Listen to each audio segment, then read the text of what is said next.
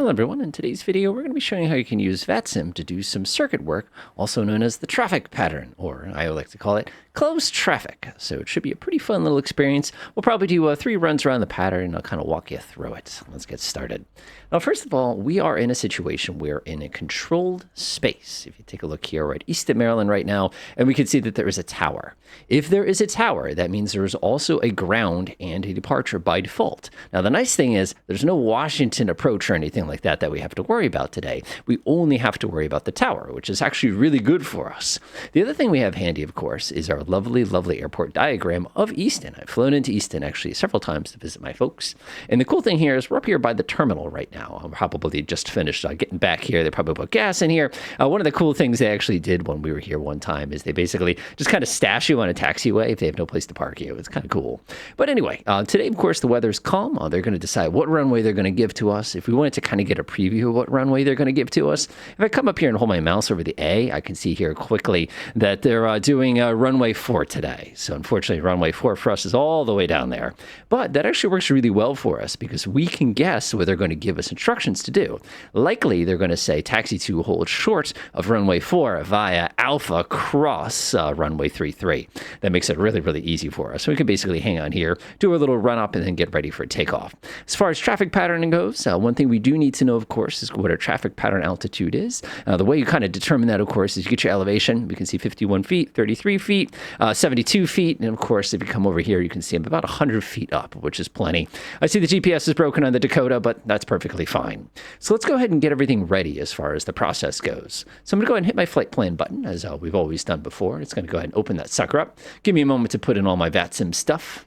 And now we're ready to put in our flight plan. Let's do it. So, of course, we're always, ironically, red means Red Cross, our VFR type. We're going to have to find out the ICAO code of our good friend, the Dakota.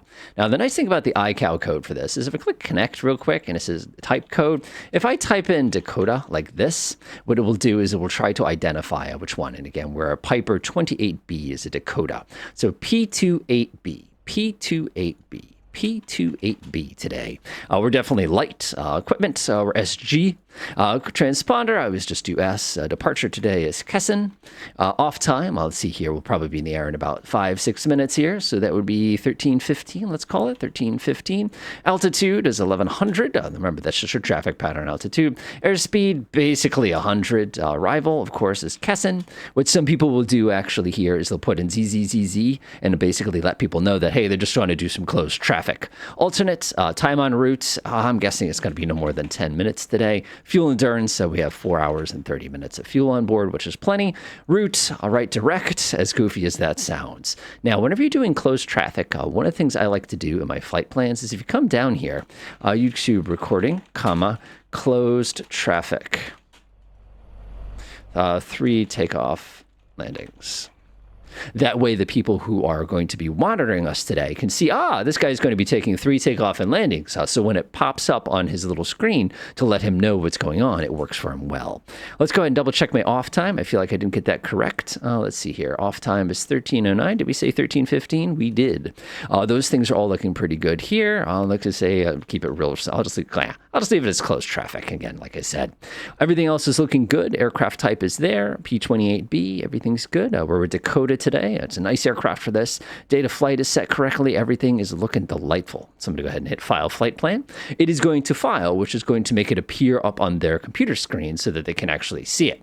Now, closed traffic is fun stuff for us. Because basically what we're going to be doing is basically ripping around the pattern, taking left, right. So I try to get as much in the real world set up as I possibly can in the flight sim as well. So one of the first things I will do is I'll actually point so that I know which runway we're likely to be using, which, like I said, probably going to be runway 4 today. And again, there's a lot of little tricks we can do to make this a little bit easier. But for me, I'm just going to keep it nice and simple and have everything lined up here. We're only going to be doing 3 today to kind of keep it simple. Another thing we want to keep in mind, too, is our transponder. Because, again, since we're operating over here on the wonderful VATSIM network, we just want to confirm our transponder makes sense. And again, I'm going to start at 1200 here. Mistake I've made in the past before, just because everything resets in a weird way. All right, let's grab VPilot again. And let's go ahead and connect. So I'm going to connect. We got to make sure this is correct. P28B. We are, like I said, we are Dakota today. Now, right there, check. Red 64. 28B. SellCal, I have none. I'm going to press connect. And we got to give it a few minutes. And what it's going to do now is it's going to basically connect onto the servers, and it's going to have everything ready to go. We have SN ATIS basically waiting there, waiting for us. You can see that's ready to go. We also have SN Tower. We'll talk to them in a minute, but we need to get the ATIS first before we do anything. 124475 today. 124475. And it just occurred to me that if this does not let me change my radio station, we're kind of sunk. Crisis averted. We always had the good old GTN 750 to go by in case something like this happens. It's always fun when fun things like that happen.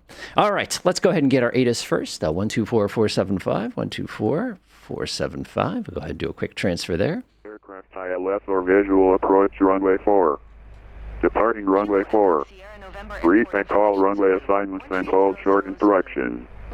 Advise on initial contact. You have information Bravo. Temperature 30. Dew point 26. Houston Runup Airport ATIS information Bravo 1245 Zulu. Webcom. Visibility 10. Sky clear below 12,000. Temperature 30. Dew point 26. Altimeter 3004. Arrival aircraft ILS or visual approach runway 4. All right, that is everything we need to know to make this work. 118525. 118525. Initial contact. All right. We have everything that we need. So we know what the weather is. We know what runway they're likely to use. We've got everything all nice and filed. We're connected to the network. Everything is ready to rock, of course, minus this little detail. Like I said, things like that in the real world happen. I've had GPSs lock on me. I've had SD cards pop out. If it can happen, it's going to happen to you. So what we need to do now is we need to go ahead and give them a ring. Let us know that they have information Bravo. And we also, of course, need to let them know basically where we are so that they can get us proper navigational instructions. And again, we're probably going to be Alpha Cross 33, would be my guess. So we're just going to go ahead and give them a call, and we're going to say who we are. Again, we're Dakota Red 64 today, so they know what type we are, and it's going to be closed traffic. Easton Tower, good morning. Red 64 is type Piper Dakota at the terminal with information Bravo, requesting closed traffic. Red 64, Easton Tower, good day, information Bravo, correct. Runway 4, taxi via Alpha, cross runway 33.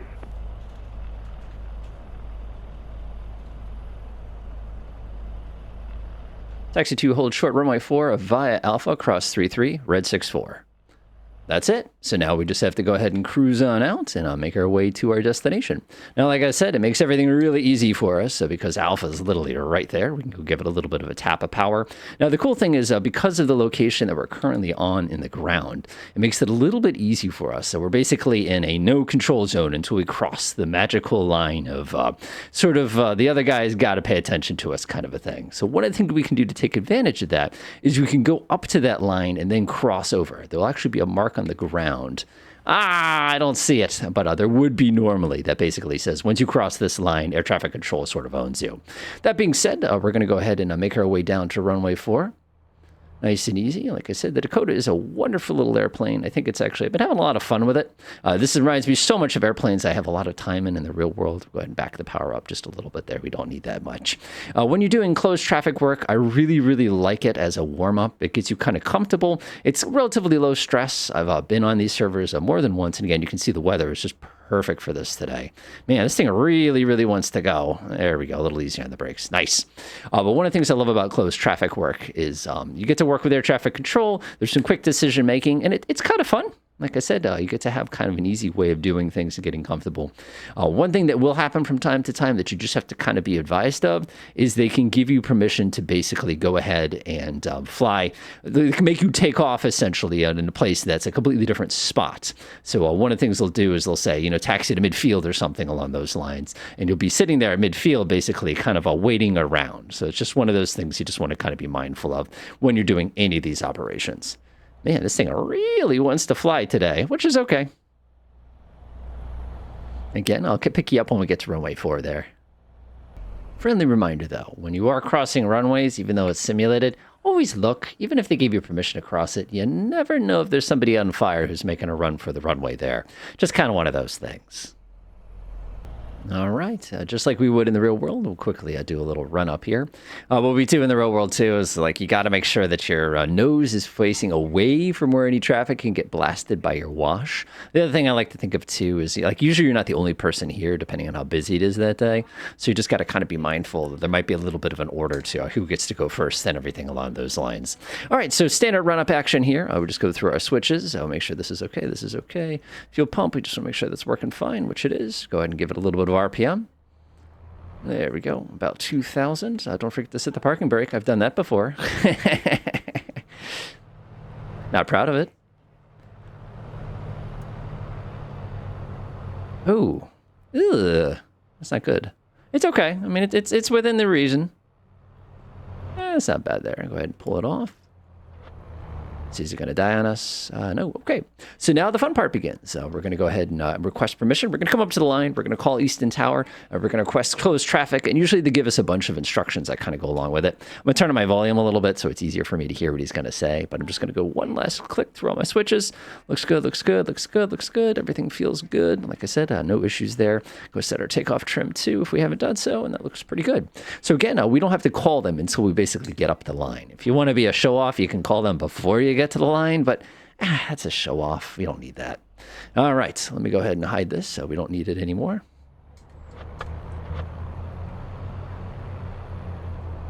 All right, the thing you're looking for here is making sure you do not cross the line before you talk to them. I'm actually going to pause right here, and we're going to go ahead and make our call. Easton traffic, red 64 is holding short of runway 4 on Alpha. Request closed traffic. Red 64, John, correction, make right, close traffic on before, wind, calm, on before, clear for takeoff. Runway 4, clear for takeoff, red 64, make left close traffic. All right, we've done everything they've asked us to do. Let's go. So a couple different things you'll see. Sometimes what they'll do is they'll tell you that they want you to call the midfield. That simply means that when you get halfway down the runway, you go ahead and make a quick little call and just letting them know, hey, I'm midfield, and you got to let them know what their intentions are. Another thing you have to be advised with, and again, I don't know this controller, so I'm kind of curious to see what he's going to do as far as this goes. But what they'll do is they'll give you specific permission. They'll say clear to land 24, clear da-da-da, something along those lines. If you're ever in doubt, remember, you can always ask. All right, let's do it. Lights, camera, action.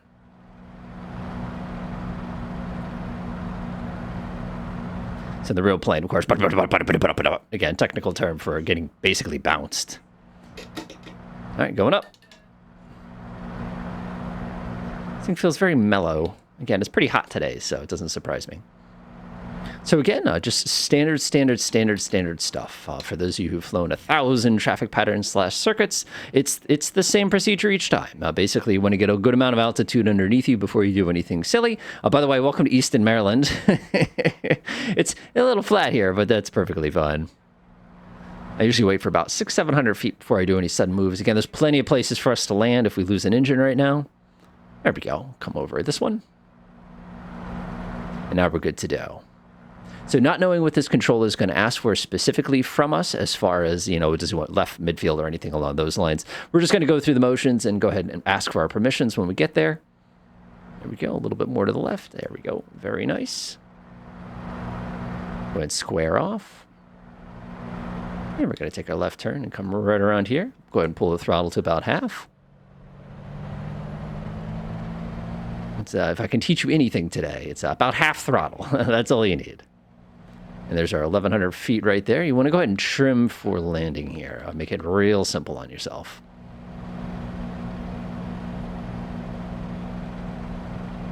And there we are. Looking good. Looking real tight today. Real nice. Nice and pro. Again, whenever you're on VATSIM, it makes me a better pilot because you got to do your job better.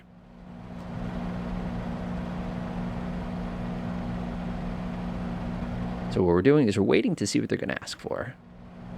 Normally, like I said, at any point we could jump in and say da-da-da-da-da, and we'll probably do that next time.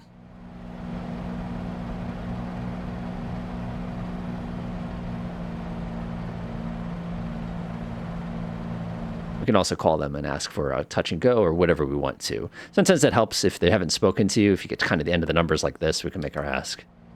Easton Tower, Red 64, requesting touch and go with continued closed traffic. Red 64, wind calm, runway 4, clear, touch and go. Runway 4 cleared, touch and go, red 64. That's it. So in this case, what we'll do next time is we'll go ahead and do it a little differently, but we got to actually land the plane now, so time to get everything all ready. There we go. And we're a little far out to sea is the comment I always like to make here, but that's okay. Take that nice left, so go ahead and check our switches. Gas, undercarriage, mixture, propeller, flaps, light, speed. Looks good to me. Looks good, looks good, looks good.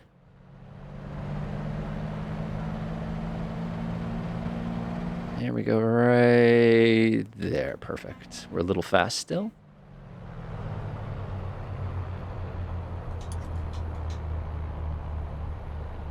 It's good right there. Now, we've already been cleared. If you do not know if you've been cleared, remember, you can always ask. I can't say this enough. You can always ask again. Now, once we've been cleared, of course, nothing really is going to happen unless somebody's busy. Sometimes what happens is the traffic is really, really busy around a particular airport. So as you're kind of pulling your landing here and getting everything ready to go, they'll suddenly call you and say, just so you're aware, there's your number 3 to land. You'll watch the traffic on your left. All those kinds of things happen. And again, that's just what makes this fun. And one of the things we're so lucky for today is the fact that the traffic is nice like this. We can basically sneak in, no problem. A little high. I'm going to bring the power back a little bit. We are a Dakota. We are not a Archer or anything like that, so we're a little bit heavier. There we go. 70 knots. Basically, everything's textbook. I remember doing this landing at a Cessna 182 in the real world, and a runway's made. I can basically cut it. All right.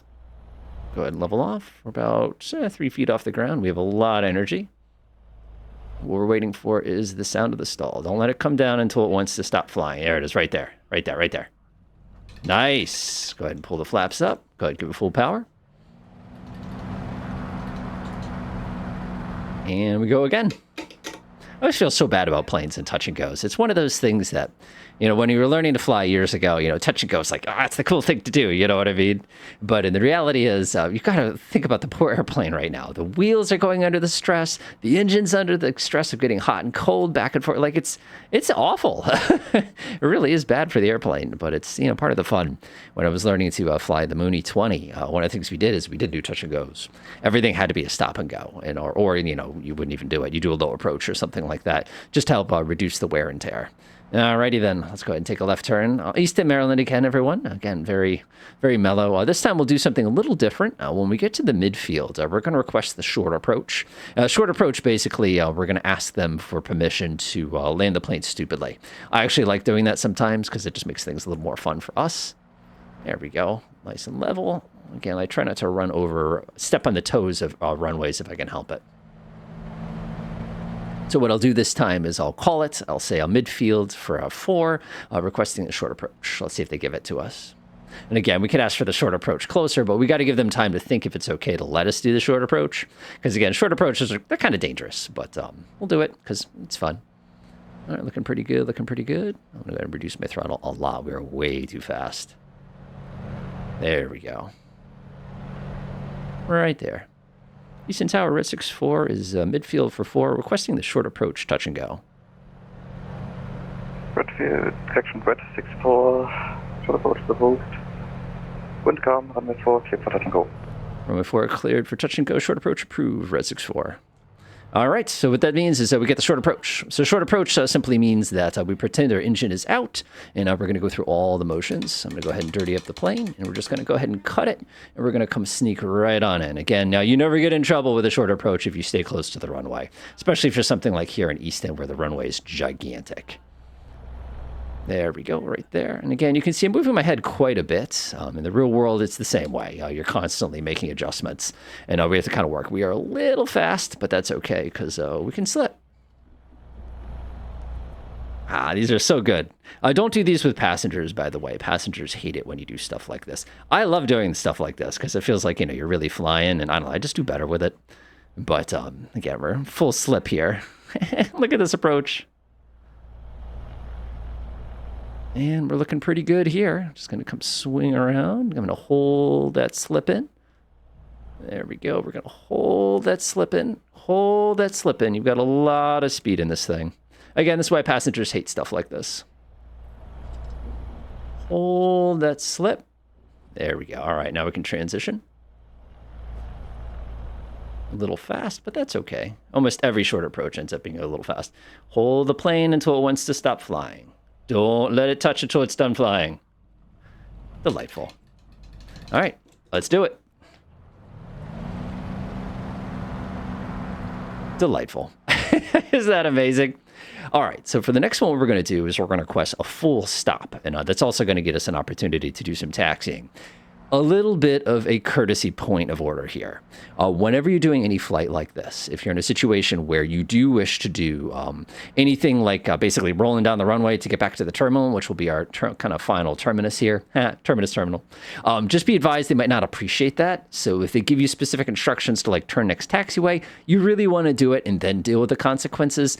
But one of the things you learn to do in the real world is not that you cheat, but it's whenever you get the opportunity to save yourself some taxiing time, because again, you're paying for this quite a bit. That's just some of the strategies people will use. It's basically roll down the runway until they're ready to get off rather than getting off as fast as they possibly can. Like I said, you got to know your controller before you pull something like that, because a lot of times they do not appreciate it when you do that. All right, let's go ahead and swing this way. Go ahead and pull the throttle to about half. Delightful. Oh, this is the fun part. Oh, such a nice day to fly. This is awesome. Of course, in the real world, it is extremely hot outside. Actually, it's the humidity today that kills me. So we're going to call the midfield again. It just gives me more time to think. And again, it depends on your controller. They might require it. It's just what I do whenever I'm at like regular airports as well. Easton Tower, Red 64, midfield for 4, requesting full stop. Red 64, wind, calm, runway 4, clear to land. Runway 4, clear to land, Red 64. That's it. That's all we had to do. Now we can just go ahead and proceed as usual. I'm kind of surprised by the flap speed on the Dakota. Like, I figured it'd be like a little bit higher. But, like, I can go idle right now. Watch this. And, like, we're still not even close. We're actually 100 feet too high right now. Gosh, this thing just does not slow down. There we go. Go ahead and put those flaps all the way down. There we go. So we got the full stop this time. And as I mentioned a few moments ago, when you do get the full stop, the concept is there's other people around. So you don't want to be that guy that basically blocks up the runway. So you can go all the way down to the end. So just like, you know what I mean? Kind of a thing like that. But like I said, in our case, we're the only people here. So we can cheat just a tiny bit. And again, in the real world, you do anything they tell you to do. And in this one, you do the best you can with anything they tell you to do as well. Remember, as the pilot in command, you have final say in what goes on with the airplane. But that being said, don't be a jerk. Oh, we're very high again. That's okay, though. Man, it has been a while since I have flown down here. That nose up just a little bit. I'm at idle right now. We could probably make the runway. This thing just says no Dragon flight sim. There we go. I don't remember if it's an Amazon warehouse. I don't remember what that one is. Look at that. We're at approach speed and we're at idle. That's disgusting. I think I might actually be able to make the runway without touching the throttle. I'm not going to try it because that's just dumb.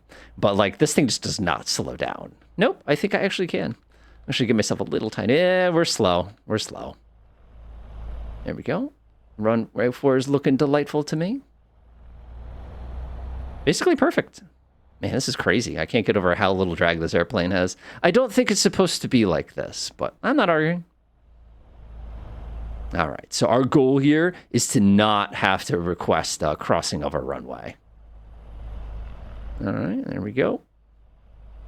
Just going to hold it again. Don't let the plane touch until the plane's done flying. The plane must be done flying. There it goes. Delightful. And we're going to go right past the crossing of the runway. And what they'll do is they'll tell us to turn next taxiway, likely. I'll be the nice guy, though, and do it myself, even though they have asked us not to do that. All right. There we go. We're just going to sneak right on over. I'm going to hit the brakes a few times here. And the key thing here is you need to get past the runway. See this little line right here? We've got to get past this. And you can see this is Bravo here. And what we're going to do is we're going to give them a call and a request taxi to the terminal. Got to get clear first. Taxi to parking via Alpha. Taxi to parking via Alpha, Red 64. Well, they gave us instructions, so we're going to follow them. We didn't request anything specific. We're going to watch out for this guy in the forklift. He just goes ripping into the grass. You do you, sir. You do you, sir. After we do that, of course, let's take a few moments to go ahead and clean everything up. We don't need a couple of those right now. Clean that mixture up real nice.